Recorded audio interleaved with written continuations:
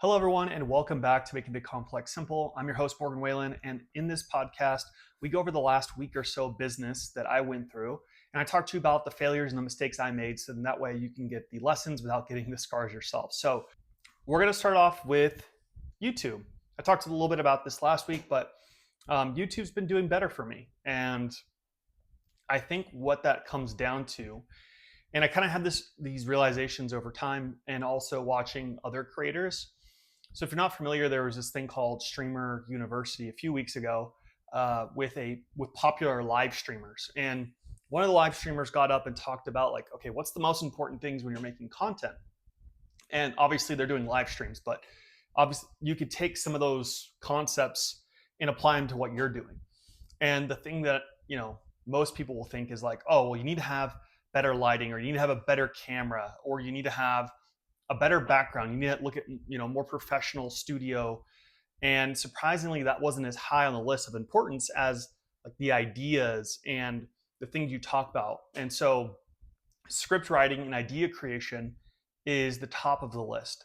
And so I started to try intentionally to spend more time on that part, since it is the most important, and then just spend more time overall on the title and the thumbnail, because I think that's just super, super important. If you don't nail that, like, your whole video just goes out the window. And so although it's a small win, I had a video recently that's long form, do over 50 views, which is double what my previous high was. So that's good. And obviously now I'm like, okay, how do we get from 50 views to 100 views, and then just continue to build on it? But I think, again, just going back to what is considered, in the script, I would definitely think about it from the lens of like what unique perspectives you can give if you're making YouTube videos. What stories can you tell, and what data can you provide? So if you can provide a lot of information, they don't have to do, again, the research themselves, like I talked about last week, then they're more willing to stay and watch because they feel like they're getting a lot of value per minute. If YouTube's your game, then I would definitely do that. But I think you can also translate that into short form too, right? It's just, instead of a 9, 10, 20, however long minute video, you're doing it in 30 seconds and minutes. So you could take the same concept and be like, okay, how can I provide a lot of value in the 30 seconds that they're watching, as opposed to 10, 15, 20 minutes. So just keep that in mind. And I do think, from a broader macro perspective, there's more and more people that are consuming their content online, as opposed to the old way, which was, TV. And so I think the older generation still watches TV, but all the younger generation is watching on tablets and smartphones, their favorite streamers. They're watching YouTube videos. They're on social media. The platforms might change over time, like which one's the most popular for social media. But, there's certain people that like X because it's more business, whereas TikTok is more about entertainment and having fun. And so you just got to figure out what platform you want to be on and how to post there. The next thing I wanted to talk about was like, when you're making content, whether it be YouTube videos, whether it be ads, whether it be whatever it is. Well, actually what's interesting is like, the more you get better at one, the more you'll do better in the other. So if like you're really good at making organic content, you probably would be really good at making ads that are just the same. You do the same thing as your organic content, but all you do is just add a call to action at the end. So you would and you can even just repurpose your own organic content that does well, and then just repurpose it with a call to action at the end that says, hey, and go sign up for my free newsletter, or hey, if you want to work with me, go ahead and click the link and schedule a call, whatever your CTA is. But if you do well organically, a lot of the same rules apply. And if you do well in short form, it's just a long string of short forms that make up a long form.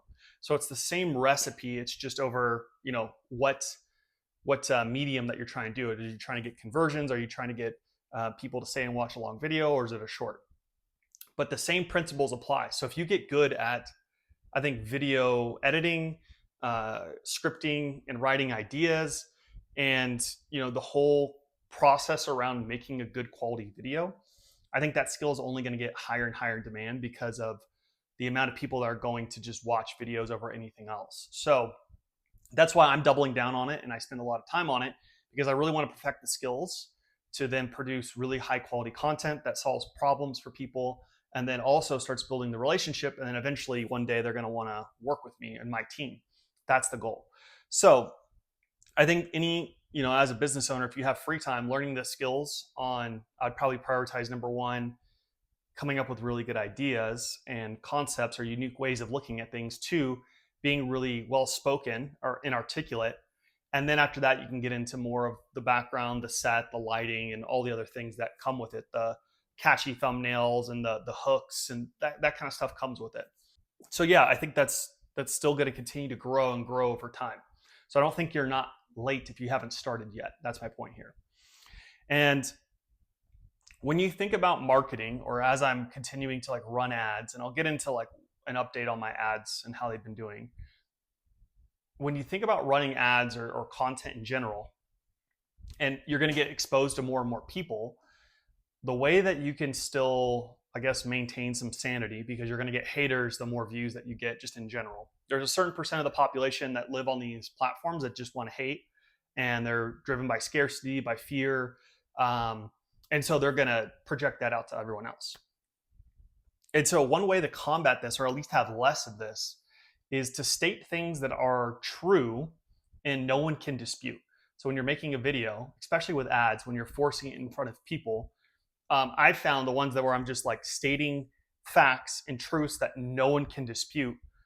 Most of the times people leave like thumbs up, hearts, and or it typically converts a little bit better, right? You can go like the controversial route, but that's not really my style.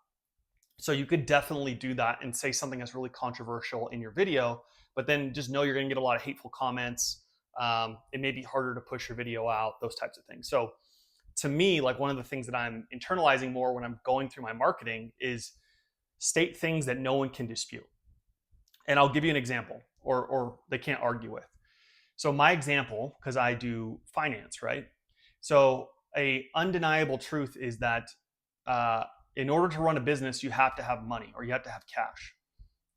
You cannot dispute that, right? Because even if it's just yourself, you're going to have to figure out a way to pay for all the expenses to run your company. Let's just say all of your personal expenses are paid off, but even your business expenses, you have to figure out a way to cover those. So you have to have some amount of money. There's no way that you can argue with that statement. And so when you have those like fight me statements, meaning like you can't argue with it no matter how you look at it, there's no other angle really. I think the better it is that you stack a mountain of evidence when you use those in a video, especially with advertising, to get people to like take the next step with you, because they don't feel like they're being sold to. They're like, okay, yeah, that's true. And then you say the next thing, they're like, yeah, yep, that's true too. And that's true too. Okay. So, I mean, there's no fault in your logic, right? And obviously you want to be relatable to who you're speaking to, your avatar or your clients that you want to attract. But if you state things that are true and there's no denying the truth, then it's really hard for them to not take the next step with you. So that's what I think about more and more, is like, what are the undeniable truths? And I've come up with a few for myself. I just gave you one example right there. But like, what are the undeniable truths that I can say that no one can, like, once I say this statement, no one can argue that fact. It is the truth. It is the fundamental truth. Elon Musk, he talks about physics a lot. He talks about first principles, and essentially it's the same thing. Like, first principles are the underlying truth at the bottom of everything else is stacked on. So there's a lot of assumptions that we have in life, or a lot of beliefs and values and distortions we put on things. But like, what's the foundation that if you strip it all back, you can't deny that fact? So I would encourage you, if you're making advertisements, to start thinking about some of those things, because maybe it might resonate better with your audience and you're not getting as much people thinking, you're trying to sell them something, or it feels salesy or markety coming off. You're just stating the facts. That's it. I wanted to talk about my ads a little bit. So last time I remember mentioning, I think it was 2 episodes ago, I was talking about how I wanted to try short form ads. So short form, I mean 30 seconds, maybe 40 seconds, right, in length. Medium, I'll call like 60 seconds, and long for ads is like 90 seconds. So you're talking meta here. So people have short attention spans, and you got to be able to hook them, and you got to be able to retain them over the length of the video if you want them to figure out, okay, what it is that you're trying to get them to do. And so when I first started, which was the middle of last month, so I've been doing this for about a month now. So week 1, I had really, really, really good hook rates. Like, the things I was saying were more like philosophical in nature, but they were like really mentally, stimulating things that I was saying. And I was like, okay. But then I think I was getting too fancy with it. I was getting too fancy with the the words I was using and the connections I was making. And so although it had a really good hook rate and people were intrigued with what I was saying, it did not translate into people actually clicking over to my website, which is the step I wanted them to take. So good hook rate, pretty decent retention, meaning watching the whole thing, but it fell off at the end. So then I was like, okay, week 2, let me try 30 seconds, 60 seconds, 90 seconds, different angles on how I want to communicate this free resource that I'm giving out and see what happens. And so then I tested mostly, I think, 60 seconds. And then I had 1 or 2 that was 30 and then 1 or 2 that was 90, but mostly 60, which was in the middle. And what I found was the ones that were 30 seconds, more direct to the point, were the ones that did the best at getting people over. And just like the static images, which I talked about many episodes ago now, I found one that did really, really well. And so when you find something, and I'll repeat this over and over again because I think it's so important. When you find something that works in your business, you yank on the thread. You pull it until you can't pull it anymore, because that's the universe giving you like a window of like, hey, here's a path. Do you want to take it? And so not taking it is the worst option you can do. So I said, okay, 1 or 2 shorts did really, really well, around 30, 40 seconds in length. Let's start making a little bit more of it. So, okay, let's try a batch, this next batch of just short form. How can I condense it down in my script? How can I condense it down to like 30, 40 seconds max? And then try that out. And so when you're testing this out, if you don't have anything that's working, then I would suggest taking bigger swings in one direction or the other. But if you have something that kind of works, so let's just say the 60-second videos kind of worked, then you still want to keep the majority of your ad spend, in this case, going towards the one that kind of worked, because you don't want to shut off that fountain, right? You've already made it to that point. So don't shut off that whole thing completely and be like, I need to try this whole brand new thing. Why? Because when you try something totally brand new, you're going to incur the cost of change, but you are not guaranteed the results. So, okay. So then I was like, all right, let's tweak this. So week 1, just to give you an idea, let's put some numbers behind it. It took, this is a lot, right? But I promise it gets better. So the first week, again, really philosophical, really wordy, and it was costing me $15 per website visitor. So a lot of money. Okay. Week 2, I was like, all right, let's do 30, 60, 90 second splits. And then I was getting it down to about $10 per website visitor. All right, that's great. Like I just cut it down tremendously, right? And so then I tried, all right, let's just do all short form, see what happens. And then it was getting down even more. It was like, $8 some days per website visitor, all the way down to like $5 per website visitor, right? So people clicking and going over. And then what ended up happening was I let the short form run longer. So I usually would turn them off after 200 impressions, or having 200 eyeballs see the ad and it doesn't do very well.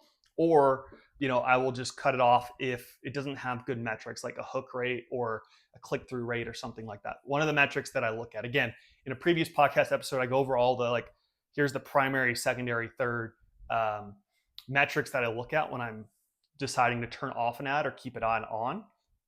And so I was like, let me just run it, keep it running, because it's already down to the lowest I've ever gotten it.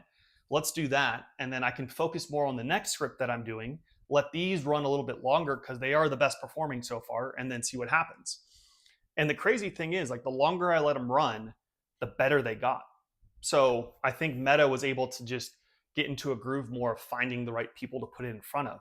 And so each day it was going down, down, down, until now where it's at like $3 per website visitor. So did the quality improve? Did the quality stay the same, or did the quality decrease of who's going over to the website? That part is really hard to know. But as far as the amount of people going over, volume's up a ton now, right? So the volume is now where I wanted it to be. And so I'm getting people over to my website, which is beautiful. And each day it's getting better and better and better. And then the next thing was like, okay, well, I have this free resource. I have this landing page that I built. It's a sales page essentially that explains like what's inside, what you're going to get, a couple extra bonuses for signing up for this free resource that you can have to help In this case, if you don't know what that is, I have a free resource that helps you make more profit in your business, right? So it looks at expenses, efficiency, and growth recommendations to help you grow and scale your business. But it's typically for businesses that are a little bit bigger or a little bit leaning more towards, okay, they know how to grow, but now they just need to be more efficient. So as I was building this out, I had to put a cutoff point somewhere of what size of business. So I'm like, okay, am I attracting the right size of business, the avatar that I eventually want to work with, or not? Like, what's going on? I was getting people over every single day. I mean, sometimes 20 website visitors, 30 website visitors, 40, depending on the day. And I was like, okay, why is no one taking the next step? So I've talked about this before, again, but when you're building this cold audience or whatever acquisition channel, you got to take it step by step. So now I have ads that get people over. Great. That's a good first step. Now I'm getting people over, but then no one's really signing up for the resource. Okay, great. So then I was messing around with the things above the fold. So when someone lands onto your website, above the fold means just what loads when they first see it. And so I was playing around with like the first headline that they see, the big text that they see, or maybe the image that they see, and it just really wasn't working. So I decided, well, let me go back to something I tried months and months ago, which was VSL, or video sales letter. And so a video sales letter is the same thing as a sales page, but just in video format. So it'll explain who this is for, what does it do, what can you expect, how long does it take? Like, it answers all those questions. Do you need any, like for mine, do I need to have my financial statements handy? Do I need to be confident with my numbers? Do I, all these questions. So you answer all these things, and then you continually try to show, okay, yeah, we know what we're talking about, and this will help you, right? For free. Like, we're not trying to sell them anything here. We're just saying, for free, go ahead and do this. So then I was like, you know what? Let's go back to a VSL. And so I was like, all right, well, that will take a long time. And this was stressing me out because I'm like, I'm getting people over to my website, but no one's taking the next step. So it feels like I'm just lighting fire to this cash that I'm using on ad spend, and I'm not getting, progress happening past this point. So I could easily tell that was the hole in my acquisition channel. And so I was like, all right, I need to plug the hole. And so I spent a majority of my weekend, again, scripting and coming up with a video sales letter, one that was it ended up being 3 minutes in length. I think when I shot it, it was around 4.5 minutes. And then I cut out some things that I didn't feel like were as impactful, or maybe just, were extra fluff. So I tried that. And then I was like, okay, well, let me just try to do the video and then the rest of the sales page that I built. So then they can see the video or the whole entire sales page that I built over many, many, many, many, many hours. And I tried that. I sent traffic through it. That wasn't working. So I was like, okay, well, let me just cut the whole sales page and just do the video. And then maybe the headlines above is still there, the video, and then the button for them to run the profit finder, which is what my tool is called. And that started working. So this is something I've just started now trying, but I'm already seeing way better results from this. So sometimes early testing can get you like a real jump real quick. It'll race up and then it'll flatline and then dip down to nothing. So I'll still have to test it out. I'll have to tell you next week, like, is it still performing, right? Or is it just a momentary, temporary spike? So that's a great sign. And so I wanted to talk about a VSL and kind of explain what that is, because I've gone through, 2 different marketing programs. So it's not like I'm just throwing stuff against the wall and trying to see if it works or not. I've seen what people in the space do and what they recommend. So I want to cover, what are the fundamentals of a VSL, or video sales letter. So if you want to do this in your business, you can try it, and maybe it might get better at converting converting website visitors into leads for you. And so some disclaimers here up front. Number one, obviously I'm not a marketing expert. I'm just telling you what works for me. Number two, I'm telling you what works for my audience, right? B2B for financial, and it's a free tool. I'm not trying to get them on to book a call or whatever, okay? Number three, there is no silver bullet in your business. So meaning there's not like one thing that's just going to magically work all of a sudden. Very rarely does that happen, and you just praise whoever you want to praise if that you do find that thing.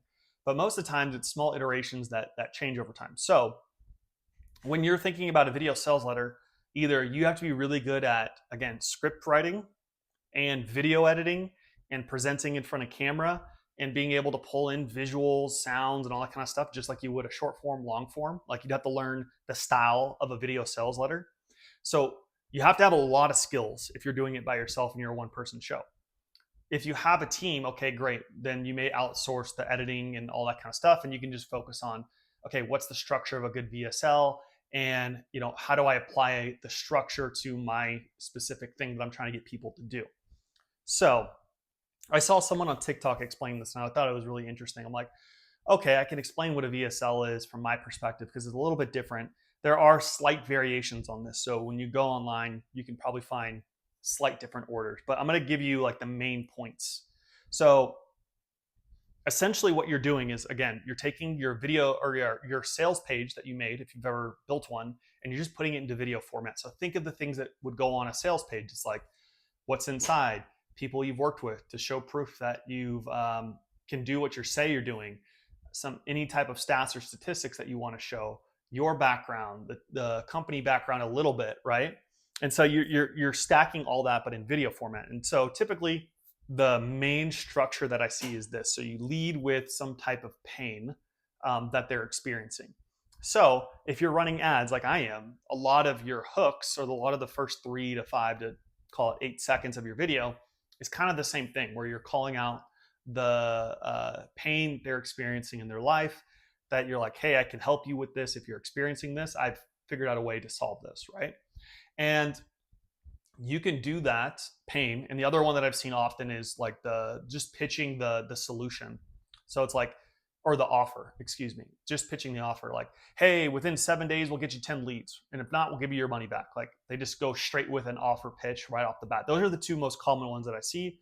For VSLs, I'll typically go down the pain route instead of leading with the offer, which in my case would be a free tool, right? I can lead with the free tool and what it does, or I can lead with, hey, are you experiencing these things?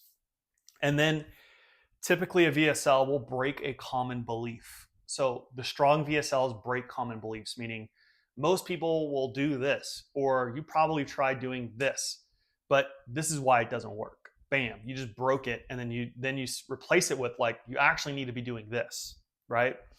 And so if you can break a common belief, then people are like, oh shoot, I have been doing that, and they were speaking to the things that I'm experiencing. So 1, 2, maybe they know what they're talking about because it sounds like they've figured out a better way, or they've come up with a unique solution to my problem. Okay. And then once you break the belief, then you're like, hey, here's what I did to solve it, or here's how I helped other people solve it. Here's my solution, right, to your problem. And then obviously you're going to sprinkle in proof throughout.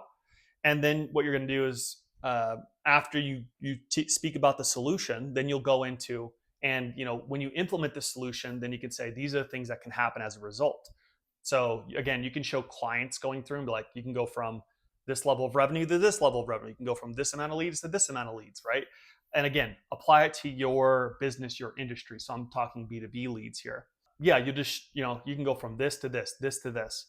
And then at the end, you'll say like, all right, well, what will happen if you don't take this action now, right? So you always got to give a reason for people to move now. Like very rarely are people going to move on their own, right? They're just going to keep things as they are. And so you have to give them a reason.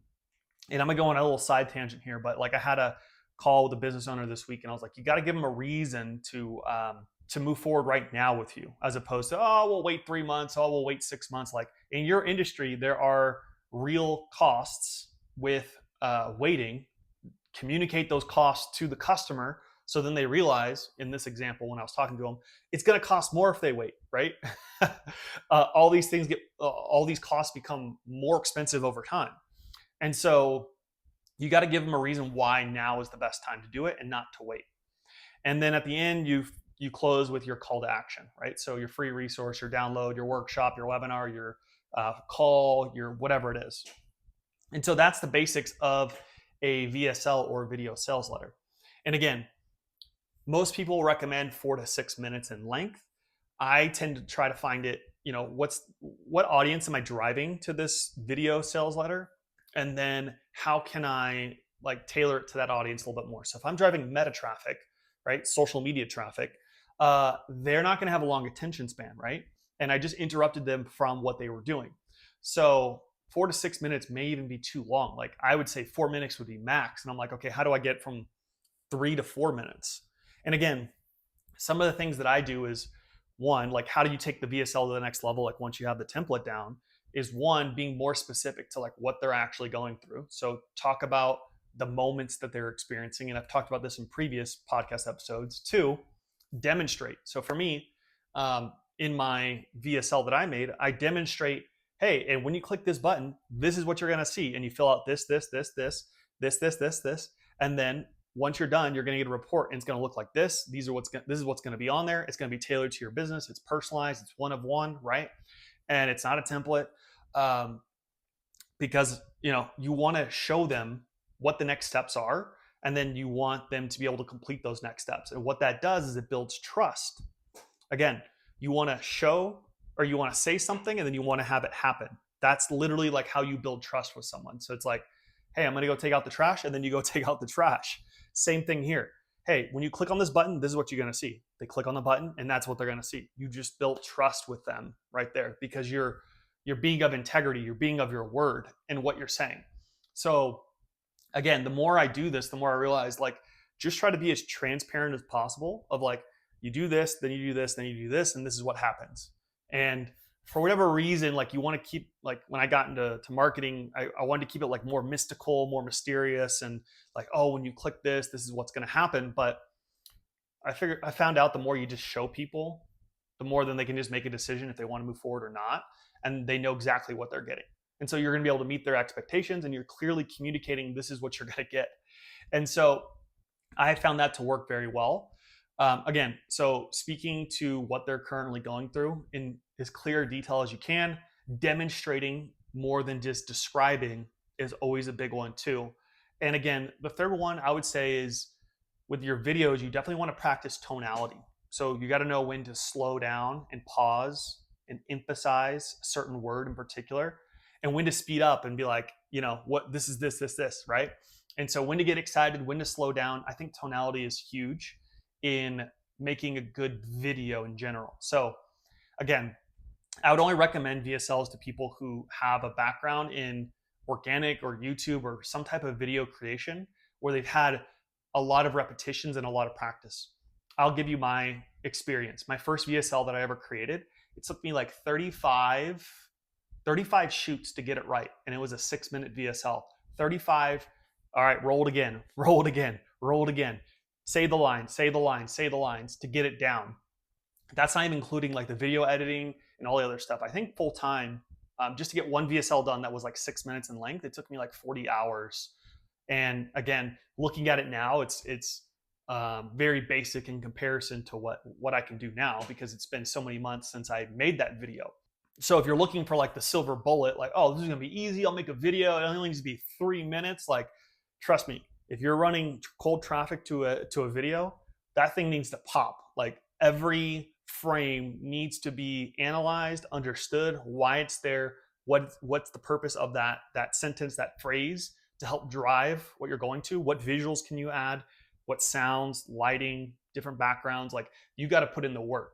So don't think it's a silver bullet, but it definitely has, I believe, more upside potential, right? Because more people are, again, viewing things rather than wanting to read things. And so that's where people are naturally gravitating towards. And so I think you can just appeal to a wider audience when you have this. And then you can get people, again, to take the next step with you in business. That's the goal. How can I, at every stage, and I've said this before, at every stage, every touch point, how can I give value? How can I build trust? That's literally right there. And if you want to add one more, the relationship, building the relationship. But I really consider that as just trust building.